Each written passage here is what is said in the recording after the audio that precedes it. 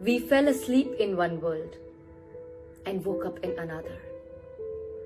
Suddenly, Disney is out of magic. Paris is no longer romantic. New York doesn't stand up anymore. Suddenly, the Chinese wall is not a fortress, and Mecca is empty. Hugs and kisses suddenly become weapons, and not visiting parents and friends becomes an act of love.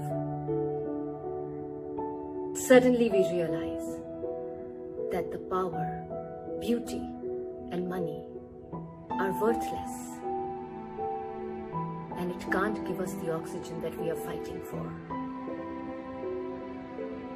The world continues its life, and it is beautiful. It only puts humans in cages. I think it's sending us a message. You are not necessary.